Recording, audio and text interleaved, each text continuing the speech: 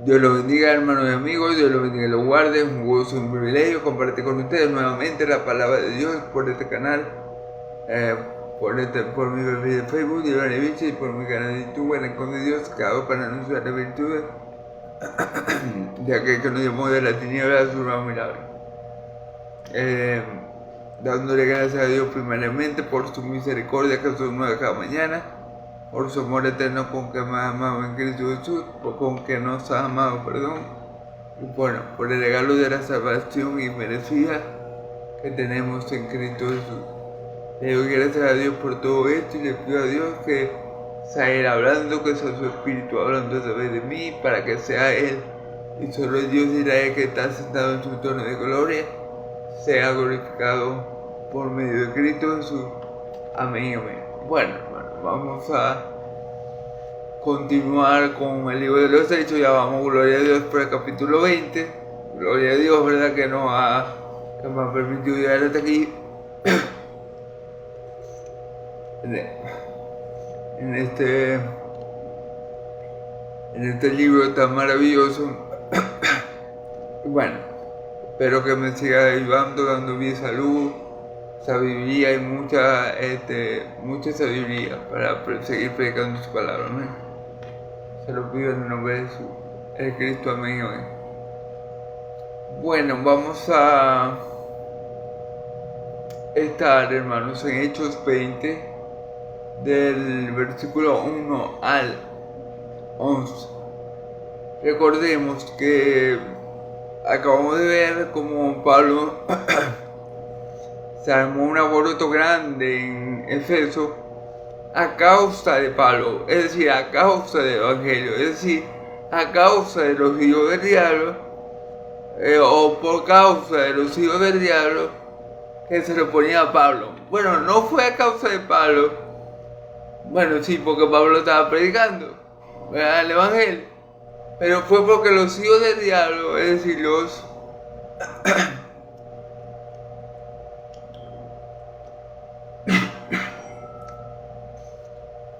unos habitantes de Efeso, un habitante de Efeso que se llamaba Dimitrio y sus artífices, ellos fabricaban estatuillas de plata de la diosa, del templo de la diosa Acera. Entonces, como Pablo comenzó a predicar el Evangelio, ¿verdad?, la gente comenzó a dejar de creer en las estatuas y en los templos y esas cosas, y le estaba tomando negocio Pablo a esa persona. Entonces Dimitrio dijo que Pablo iba a hacer que el templo de la diosa Cera fuera hecho nada. O sea, que Pablo que a causa de Pablo, ¿verdad?, iban los ciudadanos que tenían el templo de la diosa Cera, los efesos que tenían el templo de la diosa Acera, creo que no recuerdo bien el nombre, ellos iban a despreciar el templo y el templo iba a terminar destruido por causa de la fe de Pablo, por causa de la predicación de Pablo, por causa de la palabra de Pablo. Entonces se armó todo un alboroto por eso. Entonces, bueno, querían, ustedes saben, linchar a Pablo como siempre. Los hermanos no dejaron que Pablo fuera al teatro donde ellos estaban, porque ellos se llevaron a unos hermanos que andaban con Pablo, a Aristarco y con otro hermano que andaba con Pablo. Se lo llevaron para el teatro y allí lo estaban como decir, jugando. Y vino a Pablo, no lo dejaron ir para allá porque sabían el peligro que corría. Los discípulos dijeron: no, Pablo, vos no podés ir para allá porque... Bueno, entonces esto fue lo que pasó. Había un alboroto en Efesios a causa del Evangelio que predicaba Pablo, a causa de la verdad que predicaba Pablo, que no era aceptada por los hijos del diablo que estaban allí. los que se educaban por la idolatría de los ignorantes. Porque ¿qué pasa, hermano?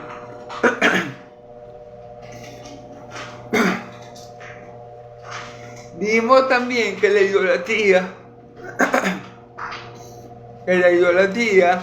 viene del corazón de los hombres. ¿Qué pasa con ese pecado? Al igual que todos los pecados, viene del corazón de los hombres.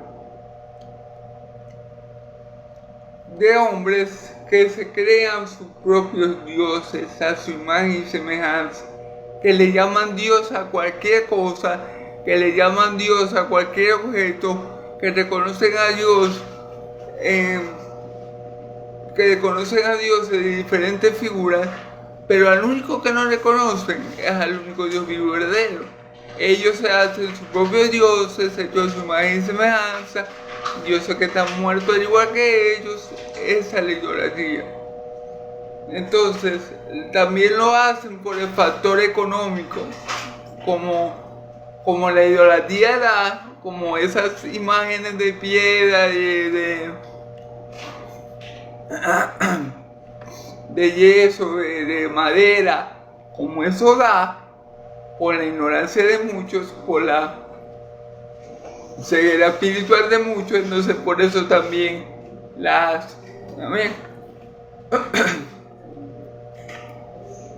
Sabiendo que la idolatría es todo aquello que tú o yo, que es idólatra, es aquel que sustituye a Dios, es decir, le da la gloria o confía en algo que no es Dios, o glorifica a algo o a alguien que no es Dios.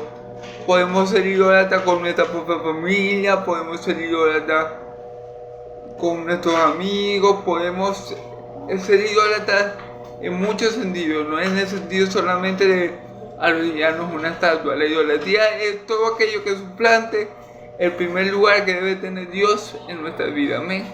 Entonces hay que tener mucho cuidado con eso. Pero bueno, ya sabemos que este era el problema de Éfeso. Tenía a la diosa Cera, creo que era Cera, o sea, era una diosa. Ellos tenían a la diosa Cera, tenían un templo de ella, y es más, ellos dicen que Cera era adorada en todo el mundo, o sea, era una diosa pagana que mucha gente de muchas naciones adoraba. Y claro, cuando Pablo comienza a predicar y comienza el evangelio a tocar los corazones y comienza el Espíritu Santo a obrar, obviamente en la gente, en los hijos de Dios, en los que escucharon el mensaje, en la oveja de Cristo, hubo un cambio. El Espíritu Santo los libertó de la idolatría y ellos dejaron de comprar estatuillas, dejaron de creer en la Cera, y por eso las ganancias de ese Demetrio estaban cayendo. Entonces él, para meter a todo el pueblo, inventó que Pablo había dicho que por culpa de Pablo y de lo que predicaba, el templo de Cera iba a ser destruido, iba a ser echado en menos y nadie lo iba a querer y tal. Pero eso le hizo Demetrio para que el pueblo se metiera también a su favor, para armar más alboroto, porque él solamente con los pocos trabajadores que él tenía no iba a lograr mucho. Pero cuando él, a base de mentiras y engaños, logra hacer que el pueblo se volque también a la protesta contra Pablo y contra los hermanos que habían allí, la cosa se complicó, obviamente. Y hasta tal punto que agarraron a Aristarco, creo que se llama él, y a otro hermano, no recuerdo ahorita el nombre, y lo llevaron parte alto a declarar y a Pablo no lo pudieron encontrar porque los hermanos lo escondieron y no lo dejaron ir allá. Pero bueno, gloria a Dios. Eso es así un poco encimita lo que se dijo en el video anterior. Si quieren ver el video completo, lo pueden ver por aquí, por mi perfil de Facebook, por mi canal de YouTube en Encuentro de Dios, amén. Déjenme ver los nombres de lo que Eh, Déjame ver.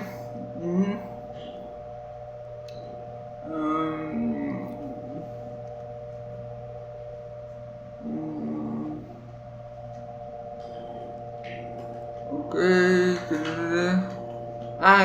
Gallo y Aristarco lo llevaron para el teatro. La gente amotinada los agarró y los llevó para el teatro. Los discípulos de Pablo no permitieron que Pablo fuera allá. Protegieron a Pablo para que Pablo no pasara por ahí por el alboroto que tenía esta gente. Pero como siempre, los hijos del diablo que utilizan, hermano, la mentira. Ellos alborotaron al pueblo de Efeso para que la riña contra Pablo y contra los creyentes fuera peor. Porque si eran 5 pelagatos que estaban protestando, que eran Dimitrio y los artífices, Dimitrio, el jefe de los que fabrica estatuas, y sus trabajadores. Si eran ellos 5 o 6, no sé, eran ellos, la cuestión no iba a ser tan dura, o sea, tan difícil, no iba a tener tanta presión. Pero cuando él mete la mentira de que no, por culpa de Pablo, el templo de la diosa Diana, déjeme ver si era la diosa Diana déjeme ver, un momentico. Bueno, cuando ellos meten la mentira que Pablo, por culpa de Pablo, van a destruir el templo de su diosa, creo que es Acera, si no me equivoco, o Acera o Diana. Cuando ellos meten esa mentira, la gente se alborota. Y ahí es que arman el parampampam. Ahí es, como decimos aquí, ahí es que todo se complica para ellos. Amén. Entonces, bueno, ya eso es un resumen de lo que veníamos viendo. Déjenme ubicar cómo se llama la diosa, porque estoy entre Diana o Acera. Déjenme ver.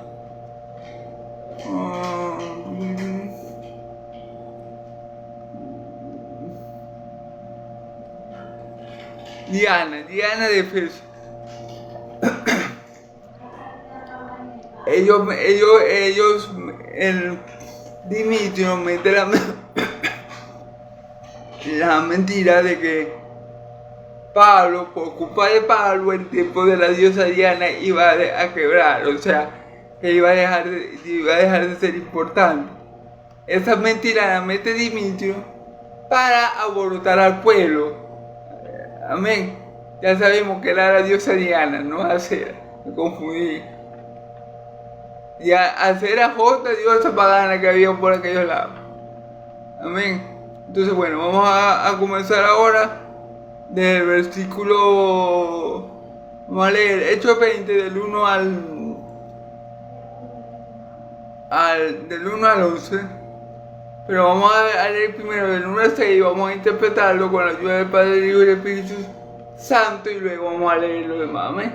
Después que cesó el alboroto, llamó Pablo a los discípulos y, habiendo exhortado y abrazado, se despidió y salió para ir a Macedonia.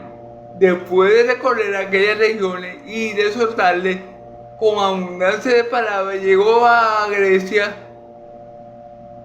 Después de haber estado allí 3 meses, siéndole puesta acechanza por los judíos para cuando se embarcase para Siria, tomó la decisión de volver a Macedonia. Y le acompañaron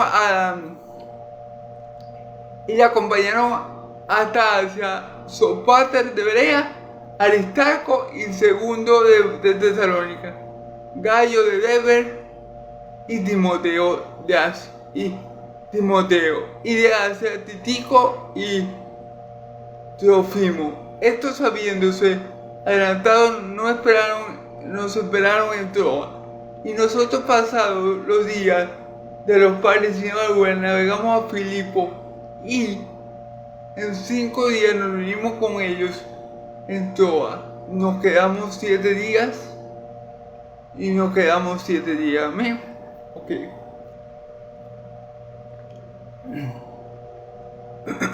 Ok.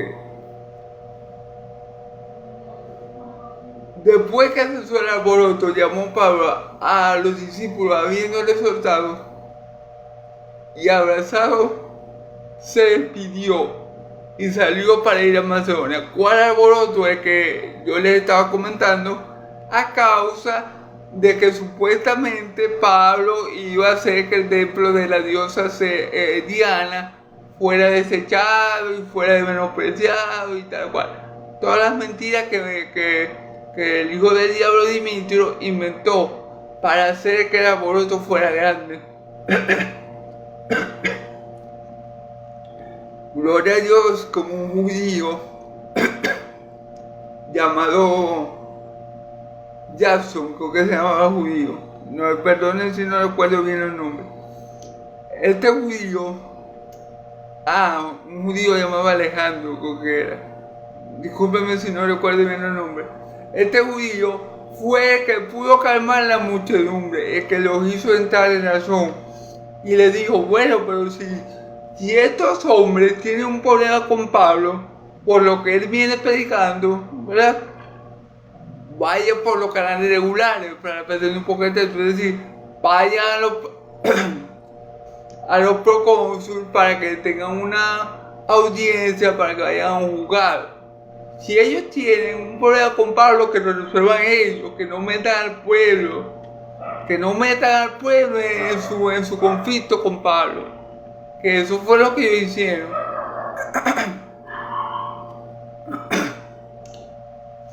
Y Alejandro le dice, porque esto que estamos haciendo, de reunirnos todos aquí a pelear, se puede ver como una selección. El gobernador puede creer que estamos tramando algo, que nos vamos a levantar en contra de él y vamos a salir perjudicados todos. Y así se acabó el conflicto. Ese judío llamado Alejandro fue el que apaciguó la situación y el que ligó a Aristarco y a Gallo de algo malo, pues.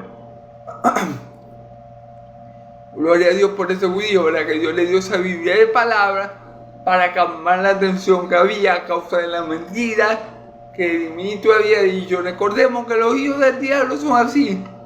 Los hijos del diablo, para llevar a un cristiano a la hoguera, se inventan cualquier pecado que el cristiano no cometió. Es decir, recordemos que la palabra de Dios nos dice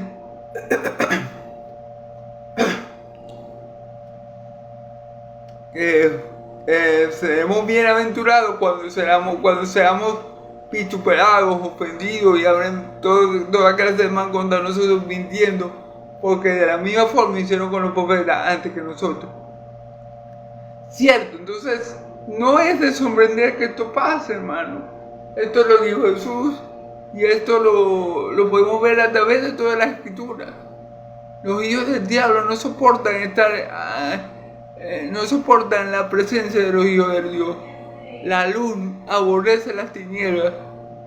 Las tinieblas aborrecen la luz. Bueno, y viceversa, ¿verdad? Entonces, esto no es de sorprenderse para nada. El trato a los cristianos, a los cristianos verdaderos, a los verdaderos hijos de Dios, hermanos, como hemos visto a lo largo del libro de los Efesios, no es nada bueno. El cristiano nunca es recibido con flores, sino con látigo. El cristiano nunca es recibido con delicadeza, sino con dureza, con rudeza, con agresividad. Entonces, es así, ha sido así a lo largo de la historia de la humanidad y va a seguir siendo así hasta que Cristo venga.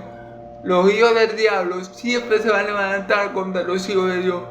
Fíjense cómo se armó el alboroto a causa de una mentira, ¿verdad?, de este hombre, que Pablo le estaba arruinando el negocio.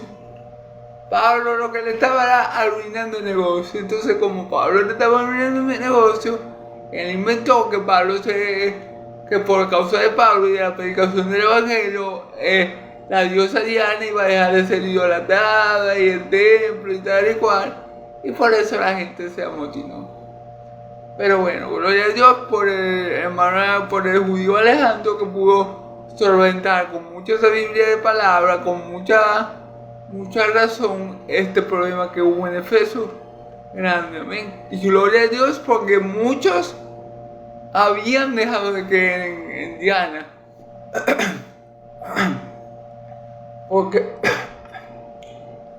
Porque muchos sí habían dejado de comprar estatuillas a Dimitrio.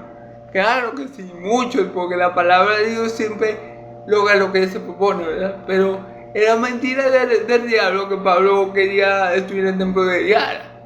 O sea, eso fue invento de esos hombres. Pablo lo que estaba era haciendo lo que él viene haciendo en todas las ciudades que llega, a predicar el evangelio de Cristo, a Cristo y este crucificado, a Cristo y este resucitado.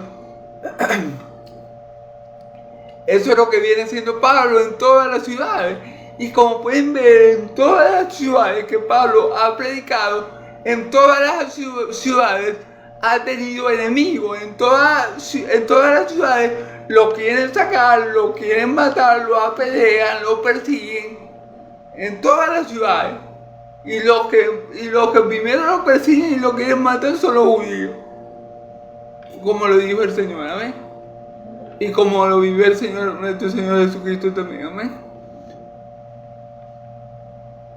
Entonces, bueno, y habiéndolo exhortado y abrazado, se despidió y salió de Macedonia. Fíjate bien, Pablo los exhorta, los abraza con cariño y se va a Macedonia. Ok. Hermanos, dice la Escritura, ¿verdad?, que el profeta de estos tiempos es aquel que exhorta y consuela a la iglesia del Señor. Exhorta, consuela y edifica a la iglesia del Señor. Los profetas en estos tiempos no somos como los de la antigüedad, que venían de parte del Señor con un mensaje muchas veces que tenía que ver con el futuro. No. Ahora los profetas de este tiempo somos los que predicamos la palabra para que la iglesia del Señor sea consolada, exhortada y edificada. Amén. Entonces Pablo, fíjese bien que dice que Pablo los exhortó. Dice, y habiéndolos exhortado, ¿con qué los exhortó? Con la palabra de Dios. Porque ahorita los profetas chimbos que hay hoy en día, lo que hace es, sí, tú puedes ser rico, tú eres un campeón, tú eres no sé qué, y esa es la exhortación. No, pero la exhortación bíblica, la exhortación que en verdad ayuda, es la que se hace en base a la palabra de Dios. Pablo seguro le dijo, miren, todo lo que pasó es porque la palabra de Dios está siendo predicada, miren cómo ellos se oponen, pero no importa, Dios, si Dios es con nosotros, ¿quién contra nosotros? O sea, Pablo lo exhortó con la palabra de Dios. Pablo no, ahorita muchos exhortan, no, que tú tienes que ser prosperado, que tú tienes que tener una casota, que tú tienes que tener... Ese tipo de exhortación no es la apostólica. Cuando uno exhorta, cuando el Espíritu Santo guía a uno a exhortar, a alguien que está deprimido, a un grupo de personas, como en el caso de Pablo,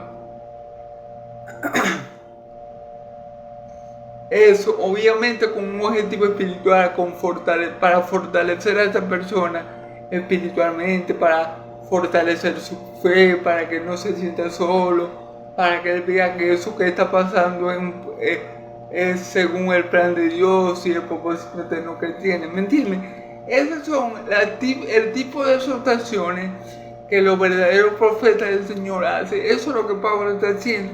Los exhortó y los abrazó y se despidió para ir a Macedonia. Entonces, no es la exhortación, no es tú puedes, tú eres más que vencedor, tú. No, la exhortación es por medio de la palabra, por medio del evangelio. No. No es una exhortación que venga del humano, sino cuando viene de Dios, cuando es verdaderamente esa exhortación guiada por el Espíritu Santo, esa exhortación va a fortalecer a la persona o al grupo de personas o a las personas que Dios quiere que una exhorta, amén. Pero vemos que ahorita la exhortación es: tú puedes, tú eres el mejor, tú mereces todo, algo así. Y esa no es la exhortación que Dios hace, amén. Esa no es la exhortación apostólica. La exhortación apostólica era perseverar en Cristo a pesar de los sufrimientos.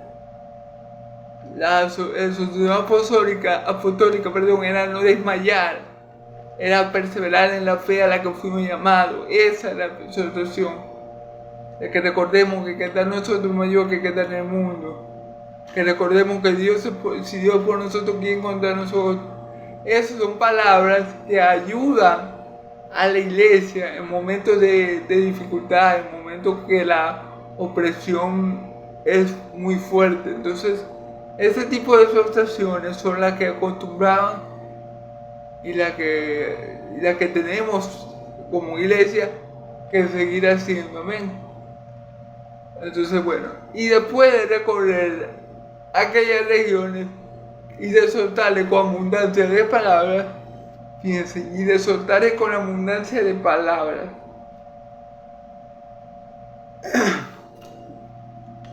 de palabras.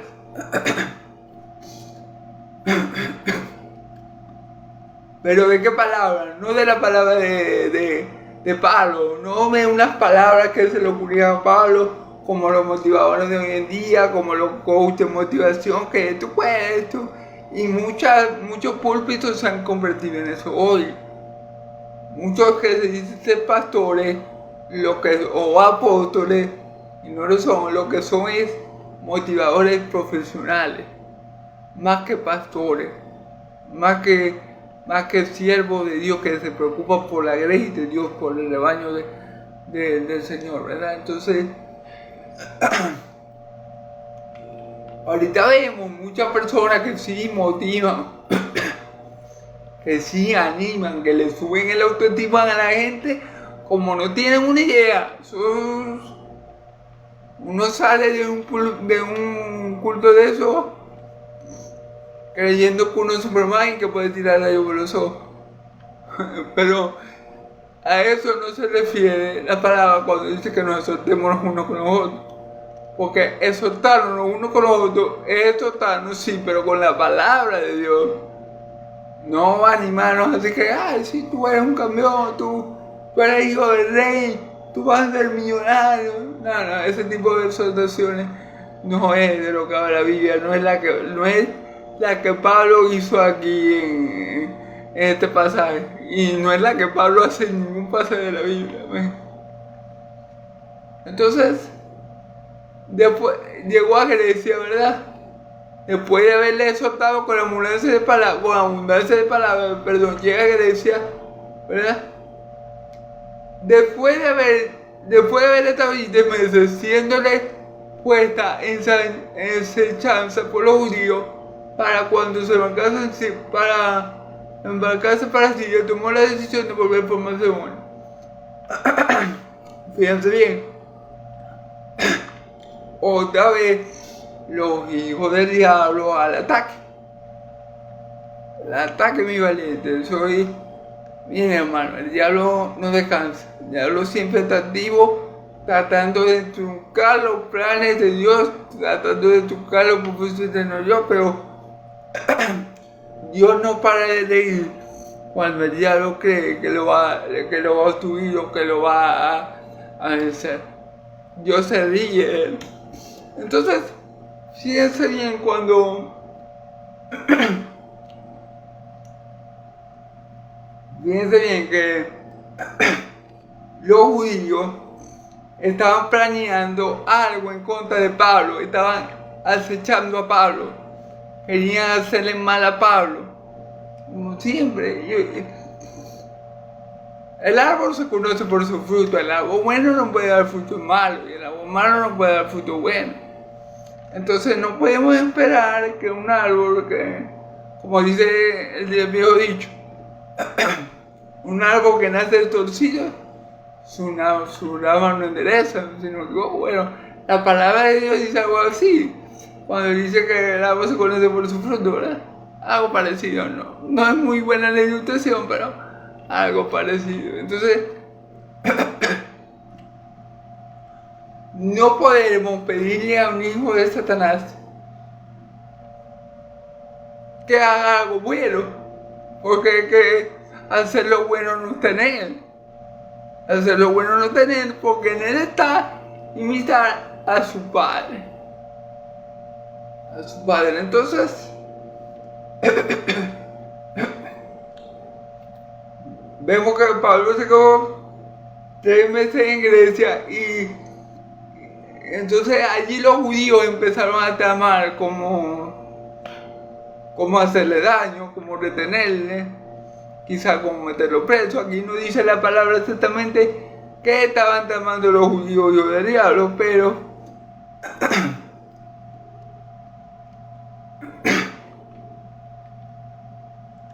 por esas maquinaciones que Pablo sabía que estaban tramando en contra de él, Pablo toma la decisión de volverse por Macedonia.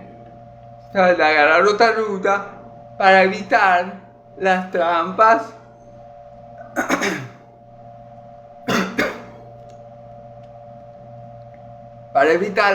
que los judíos, hijos del diablo, estaban tramando. Aquí no dice qué es lo que ellos estaban haciendo, pero seguramente estaban tras de Pablo, estaban en complot para acercar a Pablo en alguna de sus fechorías, en alguna de sus trampas, pero bueno, Pablo fue sabio y dijo, no, yo no voy a caer en esto, y se volvió a Macedonia.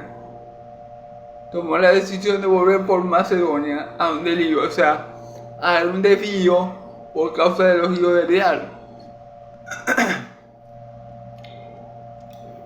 El diablo puede retardar los planes de Dios. Tal vez sí puede hacer que se demoren un poco más en el tiempo, pero de que Dios cumple y de que Dios vence y de que Dios logra lo que se propone, hermano, no tenemos duda alguna. Pablo tuvo que tomar un desvío y volver por Macedonia por causa de los hijos del diablo que estaban tramando maquinaciones. Pero bueno, sabemos que Dios, como le digo ahorita, se ríe de los planes del diablo y sabemos como que el diablo puede demorar, qué sé yo, temporalmente, obstruir temporalmente la obra de Dios. Dios siempre vence, Dios siempre gana, Dios siempre es el vencedor, amén. Entonces bueno, y lo hemos visto a lo largo del libro de Hechos, en todo, desde que comenzó la iglesia, el diablo está queriendo, por sobre todas las cosas, detener su avance, pero cuando el diablo más quiere detener el avance de la iglesia, más Dios hace que la iglesia crezca, más Dios hace que la iglesia se multiplique, más Dios hace que la iglesia avance y se edifique, amén. Y eso lo podemos ver a lo largo de la iglesia, a lo largo del libro de los Hechos, y le acompañaron hasta Asia.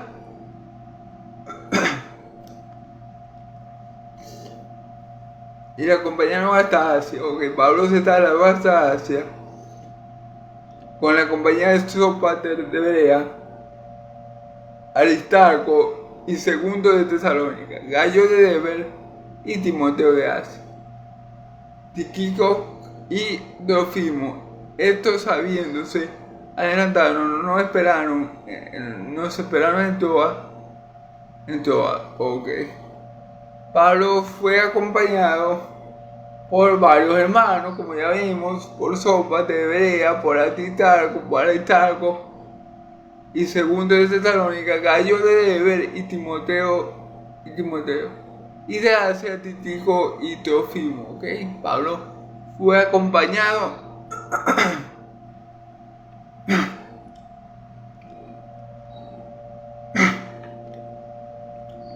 por estos hermanos, amén. Recordemos que Pablo viene de estar en Grecia y en Macedonia por un tiempo. Amén.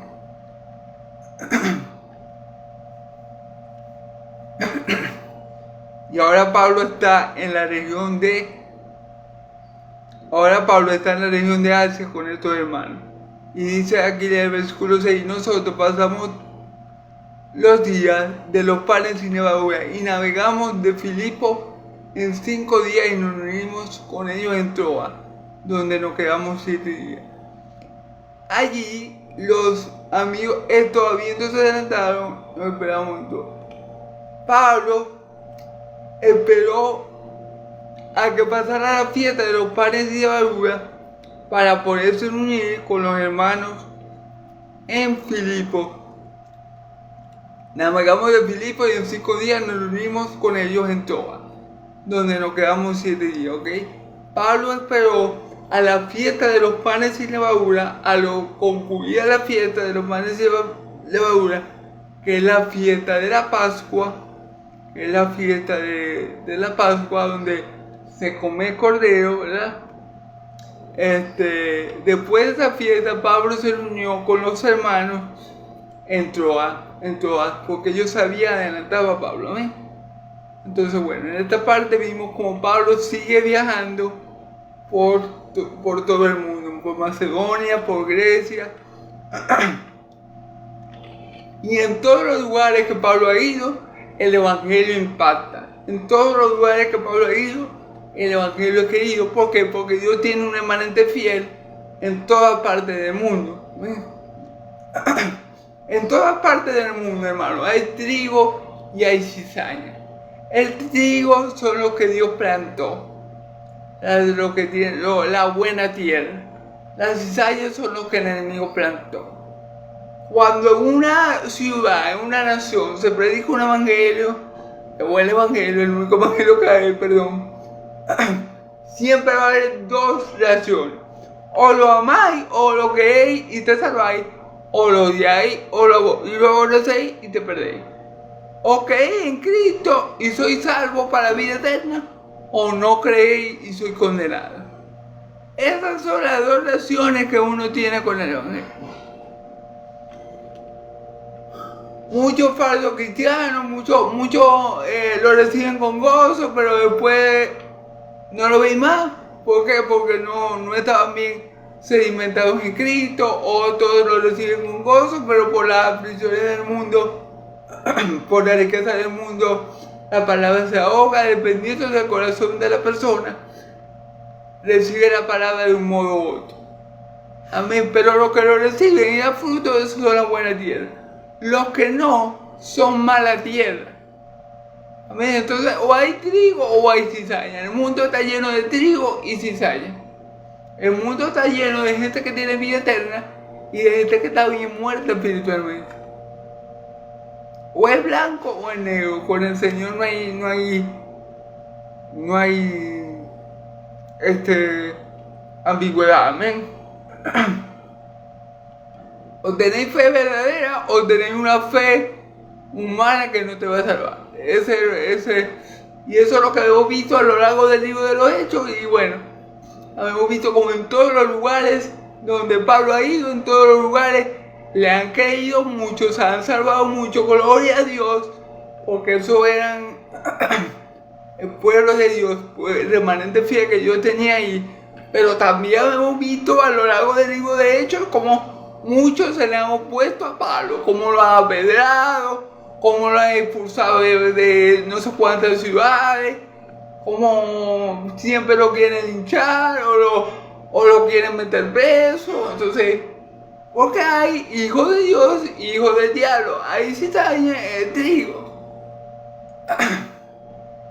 Eso es inevitable porque el Señor Jesús lo dijo. En la parábola del trigo y la cizaña lo enseñó, pues. Enseñó que así como Dios había plantado la buena semilla, el diablo se había encargado de plantar una mala semilla. Y esos son sus hijos. Ejemplo, los fariseos, hijos del diablo, que mataron a mi Señor Jesús, o que lo llevaron a la cruz, aunque por el consejo anticipado de Dios, obviamente. Y todos los judíos que a lo largo de los viajes de Pablo se le han opuesto. Imagínense. Pobre Pablo, cuando no lo estaban persiguiendo, lo estaban buscando. O sea, siempre andaba Pablo corriendo de una ciudad para otra para que no lo mataran. Y el Señor Jesús se lo dijo: cuando lo persigan en una ciudad, vayan para otra. Ese fue el mandato de mi Señor Jesús. Amén. Entonces, bueno, vamos a leer ahora del 7 al 11. Dice: el primer día de la semana reunió los discípulos para partir el pan. Les enseñaba habiendo de salir al día siguiente, y alargó el discurso hasta medianoche. Había muchas lámparas en el aposento alto donde estaban reunidos, y un joven llamado Eurico, que estaba sentado en la ventana, rendido de un sueño profundo, por cuanto Pablo disertaba largamente. Vencido el sueño, cayó del tercer piso y fue levantado muerto. Entonces descendió Pablo y echó sobre él, y abrazándole le dijo: no alarme, pues está vivo.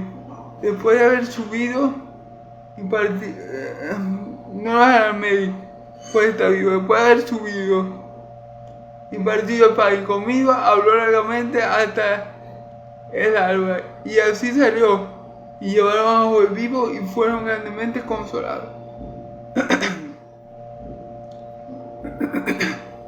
Bueno, fíjense bien. Dice el versículo 7: el primer día de la semana reunidos los discípulos a partir el pan. Para partir el pan, Pablo les enseñaba habiendo de salir al día siguiente, y alargó el discurso hasta medianoche. Estaban celebrando la fiesta de los panes sin levadura. Estaban celebrando lo que nosotros conocemos como la Santa Cena. Estaban partiendo el pan, estaban comiendo la cena del Señor, y Pablo, después de la ceremonia que los judíos hacen, de todo lo que se habla ahí en la cena del Señor, Pablo le comienza a enseñar a la gente que está allí, a los discípulos que están allí, le comienza a instruir en el Evangelio, los caminos de Dios, le comienza a predicar. Recordemos que Pablo, cada vez que Pablo tenía una oportunidad de reunirse con los hermanos, o con cualquier tipo de persona, Pablo lo que hacía era enseñar la palabra. Pablo estaba en Troa, en los tiempos de la fiesta del pan sin levadura, estaba comiendo el pan, ¿verdad? Como le hizo con mi Señor Jesús, y aprovechó para enseñar y predicar el Evangelio a los que allí estaban con él. Pero dice la Escritura que como Pablo iba a salir al día siguiente, alargó el discurso hasta medianoche. Es decir, Pablo, lleno del Espíritu Santo, empezó a hablar y hablar y hablar del Evangelio. Hablar y hablar del Evangelio. Usted sabe que cuando el Espíritu Santo obra y uno está guiado por él, bueno, uno no se cansa, uno no se tiene cansado. El Espíritu que habla y habla y habla a través de uno. Y bueno, Pablo, el Espíritu Santo guió a Pablo a que Pablo leyera de corrido hasta medianoche. Y dice el versículo 8: y había muchas lámparas en el aposento alto donde estaban reunidos. O sea, era un lugar muy alumbrado donde estaban reunidos. Era un lugar con mucha luz, había muchas lámparas. Y un joven llamado Eutico, que estaba sentado en la ventana, rendido de un sueño profundo, por cuanto Pablo disertaba largamente. Vencido del sueño, cayó del tercer piso y fue levantado muerto. Fíjense bien. En ese lugar había un hombre llamado Eutico que estaba sentado en una ventana. Pero como ya Pablo llevaba tantas horas hablando y había hablado y predicado y exhortado largamente, ¿verdad? A este hombre lo venció el sueño. Lo venció el sueño. Y la escritura dice aquí, fíjense que dice, rendido de un sueño profundo, por cuando Pablo dice estaba largamente, vencido del sueño, cayó del tercer piso. Fue levantado muerto. Fíjense bien. Yo les podría decir, no, a lo mejor ese hermanito no era espiritual y por eso se quedó dormido, porque no estaba en el espíritu, entonces lo venció la carne y se quedó dormido. Pero la cuestión aquí aparentemente no es así. Aparentemente el sueño del hermano no fue porque estaba aburrido, porque la carne lo venció, porque tal, sino porque Pablo ya había disertado mucho, ya se había extendido mucho y eran ya medianoche. Dice la escritura que Pablo disertó hasta medianoche. A lo mejor el hermano Eutico estaba activo las primeras 3 horas, pero cuando Pablo se comienza a alargar, bueno, ahí fue donde el hermano empezó a flaquear. Y ya a esa hora que Pablo, ya a esa hora que estaba medianoche, ya el hermanito ya le estaba costando mantenerse. Entonces el hermanito estaba pegado a una ventana, ¿verdad? Y cae. Pero fíjense bien, todo, hasta este evento desafortunado, llamémoslo así, que tuvo Eutico, es para la gloria de Dios. Hermano, Dios está a control. Dios tiene control. Hasta un evento desafortunado como ese, que uno dice, como el hermano se va a caer de una ventana, se quedó dormido, se cayó, ¿cómo pasó eso? Bueno, hay un programa de 1000 maneras, hay un programa que se llama 1000 maneras de morir. Bueno, más o menos así pasó, algo insólito, ¿verdad? Pero todo está bajo el control de Dios. Es decir, este accidente que ocurrió con este hermano que quedó dormido, que no aguantó más escuchar hablar a Pablo por las horas, por el cansancio acumulado de un día, y no aguantó más y quedó dormido y cayó por el tercer piso. Dice aquí la escritura, fíjese, dice y fue levantado muerto, o sea, estaba muerto. El hermano cayó del tercer piso.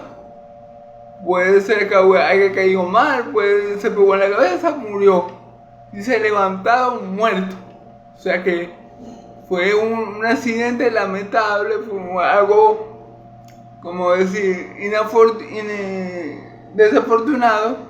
Pero hasta eso está bajo el control de Dios. ¿Por qué? Porque esto solamente sirvió para que Dios fuera glorificado. Ya que vamos a ver lo que sigue, pues dice, entonces descendió Pablo y se echó sobre él, abrazándole, y dijo, no, Alarme, ya está vivo. Claro,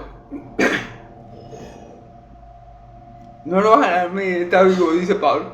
Pero Pablo se le echa encima y lo abraza, y él recobra la vida.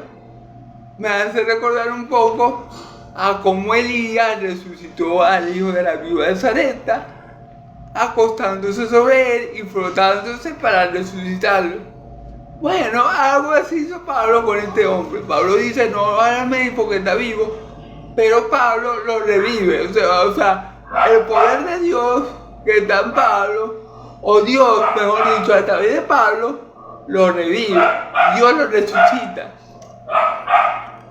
Por eso les digo yo que hasta este hecho desafortunado sirve para que veamos el poder de Dios.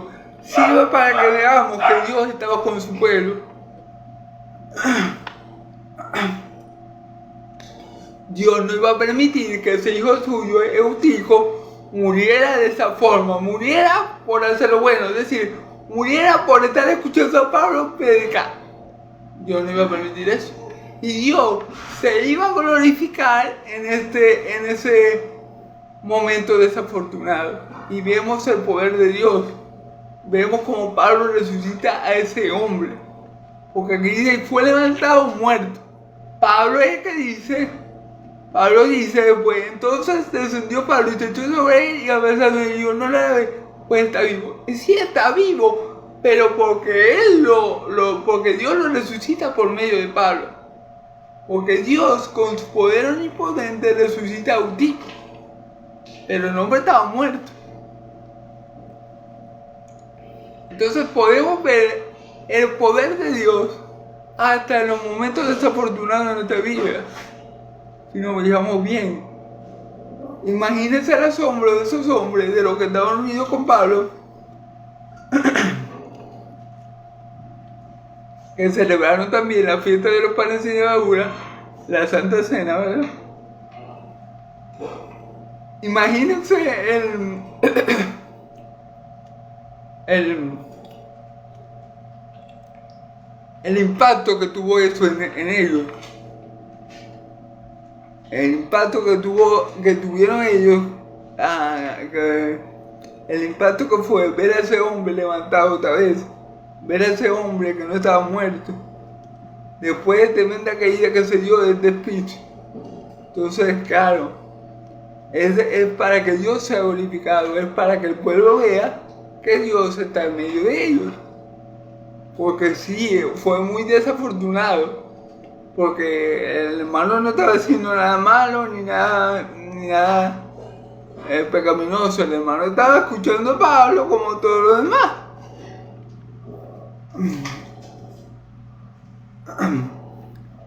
Pero hasta los eventos desafortunados en nuestra vida, si somos parte del pueblo de Dios, Dios los puede usar para glorificarse.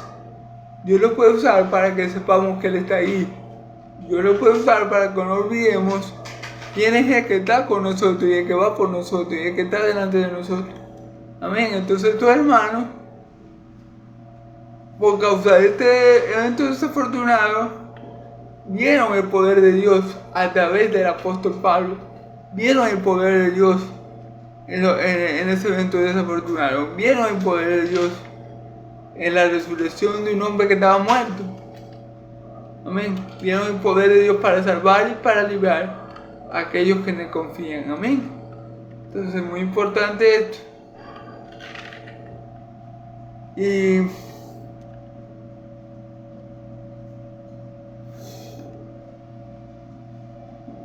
dice, después de haber subido y partido el pan y comido, habló largamente hasta el alba y así salió. Fíjense que luego dice la escritura, que luego de haber comido el pan, de que terminaron la reunión, la cena, pues, Pablo siguió hablando de corrido hasta que amaneció. Eso lo hace alguien lleno del Espíritu Santo. Eso lo hace alguien que utiliza a Dios para edificar y exhortar y consolar a otros. Recordemos que el trabajo apostólico no era simplemente llegar a una iglesia o a una ciudad X y establecer una iglesia. Esa era parte del trabajo apostólico, ciertamente. Pero también era el trabajo de consolar, de edificar, de fortalecer a los hermanos. Entonces Pablo, lleno del Espíritu Santo, le habla a esos hermanos toda la noche, básicamente como fue todo ese día,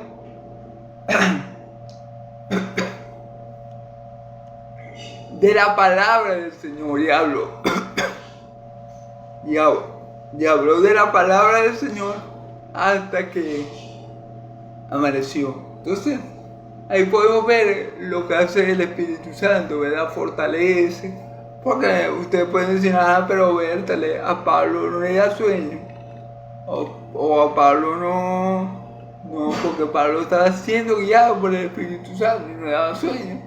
Porque estaba en el fuego, como decimos nosotros. Y estaba guiado por el Espíritu Santo y todo lo que Pablo le decía a esas personas de Troa era guiados por el Espíritu Santo para edificarlos, para que ellos creyeran, para que ellos fueran fortalecidos en la fe. Amén. Entonces es muy importante ver esto, porque a veces queremos hacer la cosa con nuestra fuerza y cuando forzamos a hacerla con nuestra fuerza no nos salen bien. Cuando queremos hacer algo porque nosotros en la carne lo queremos, nos prospera eso que hacemos. Pero cuando el Señor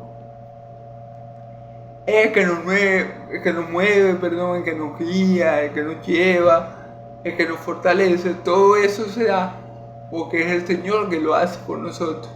Es el Señor que se glorifica a través de nosotros. Es el Señor que manifiesta su gloria a través de nosotros. Entonces esto era lo que pasaba con Pablo.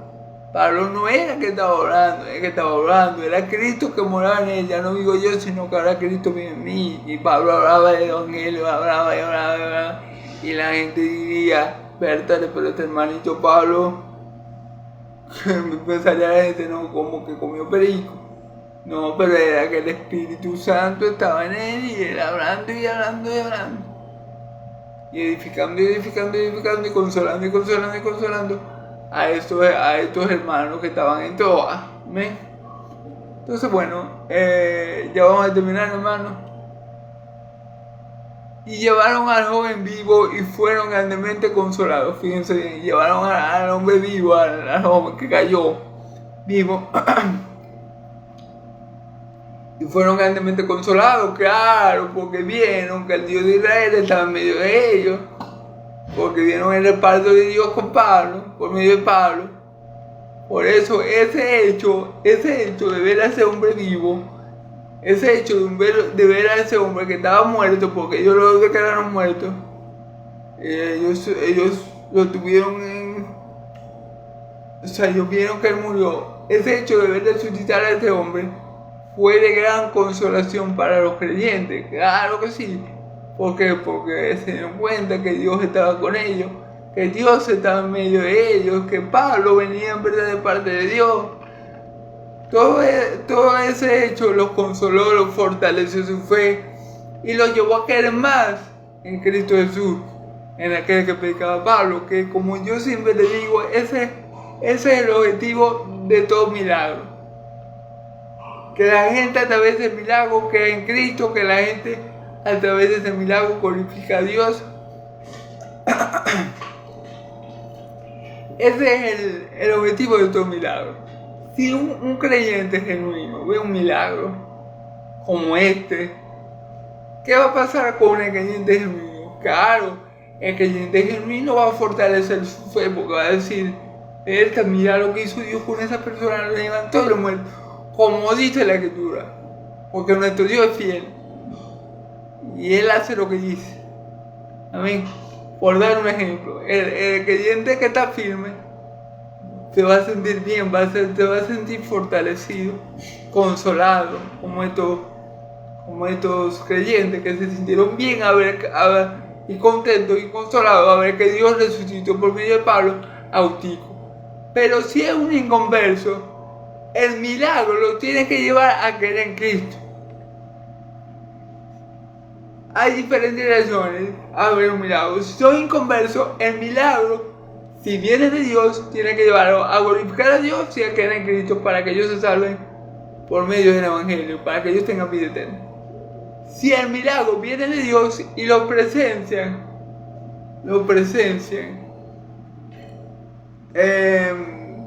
creyentes fuertes en la fe, firmes en la fe, ¿qué va a pasar con esos creyentes? Van a ser fortalecidos, van a ser consolados, van a ser afirmados. Esos son los efectos de los milagros cuando vienen de Dios. ¿Por qué les digo cuando vienen de Dios? Porque a veces el enemigo hace señales engañosas para engañar a muchos. A veces vemos milagros que no son milagros y creemos que vienen de parte de Dios. Entonces hay que tener mucho cuidado con eso. Yo siempre lo recalco. Cuando ustedes, si hay un incrédulo y el incrédulo ve el milagro, presente un milagro, y ese milagro no lo lleva a glorificar a Cristo, no lo lleva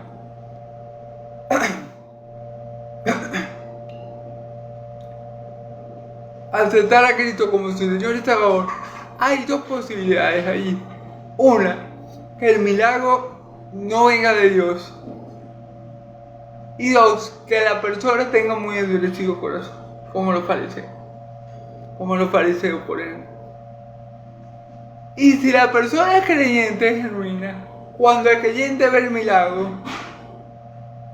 es consolado, edificado, es fortalecido y glorifica a Dios y le cree más, aumenta su fe o se fortalece. Amén. Entonces hay que tener mucho cuidado con eso, con los milagros. Hoy en día hay muchas personas que hacen milagros engañosos, que dicen ser algo que no son, y así engañan mucho. Hay que tener mucho cuidado con esos milagros falsos, diría yo. Ahorita hay mucho de eso abunda ahorita.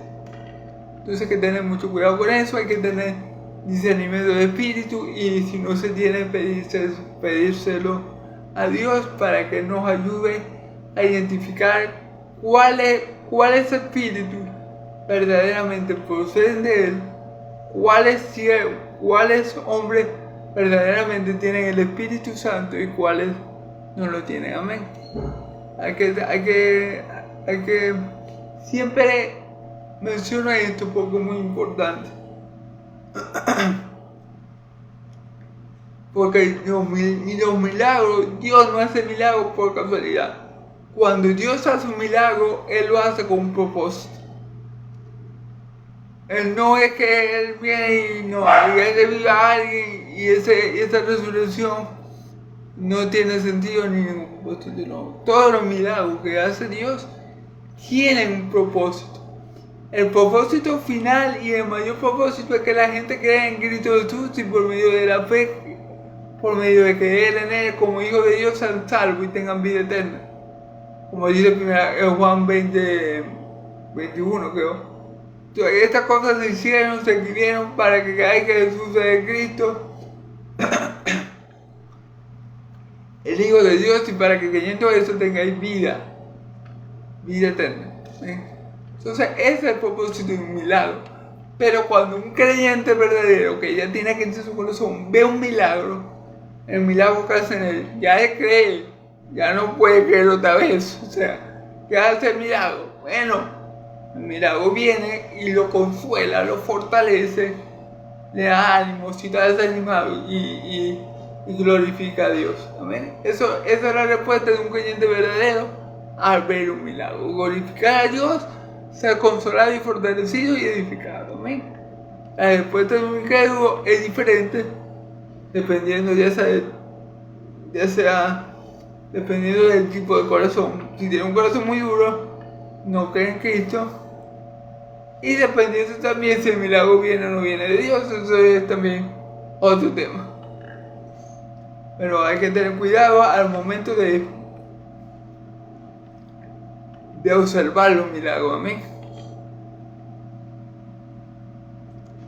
Ok, hermano. Entonces, bueno, los hermanos fueron grandemente consolados porque obviamente vieron que Dios estaba con Pablo, vieron que Dios estaba en medio de ellos, y vieron eso y se alegraron, pues, de que el hermano estuviera bien y de que Dios hubiera obrado y que ese incidente desafortunado no hubiera terminado en tragedia, sino que Dios convirtió o tomó eso como ocasión para manifestarse en medio de ellos. Y bueno, gloria a Dios, ¿verdad? Bueno, hermanos, ya con esto terminamos el día de hoy.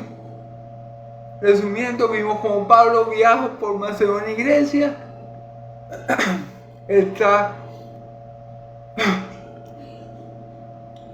Al salir de Efeso va a Macedonia, consuela a los hermanos con la abundancia de palabras, exhorta a los hermanos con abundancia de palabras, y vimos que la asociación apostólica es una asociación espiritual y que no tiene nada que ver con el humanismo actual.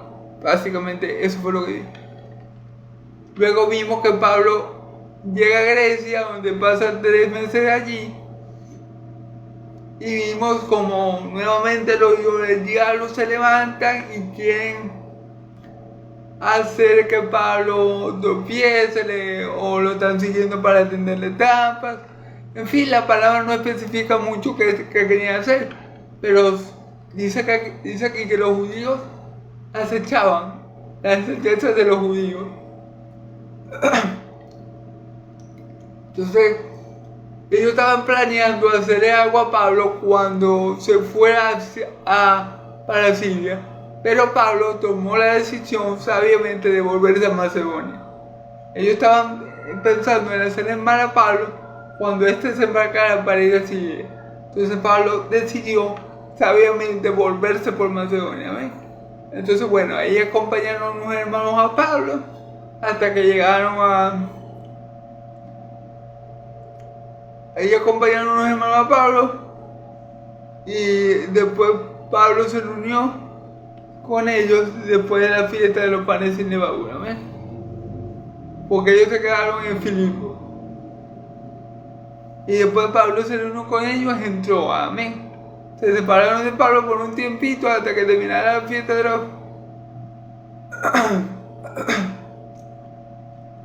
hasta que comenzaran...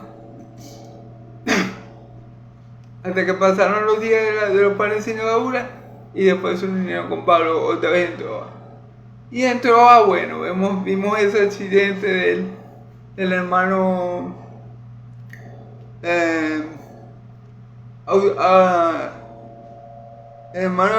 Éutico, que bueno, podemos decir no, fue desafortunado. Sí, en parte fue desafortunado, ¿verdad? Pero en parte también fue para animar a los hermanos, para consolarlos y para fortalecerlos en la fe, amén. Para que vieran que el Dios de Pablo estaba con ellos, para que vieran que el Dios de Pablo es un Dios real, es un Dios vivo, un Dios que no deja a su pueblo solo, amén. Entonces esto lo vimos aquí también en este texto, amén. Entonces bueno, Dios lo bendiga mucho, hermanos, Dios lo bendiga y lo guarde. Yahvé haga resplandecer su rostro sobre ustedes, Yahvé de los ejércitos alce su rostro sobre ustedes y le dé paz, que la paz del Dios de Israel y la gracia de mi Señor Jesucristo sea sobre todo su pueblo santo. Y el pueblo de Dios dice amén y amén. Gloria a Dios, hermanos. Nos vemos mañana si el Señor quiere y me lo permite. Amén. Gloria a Dios.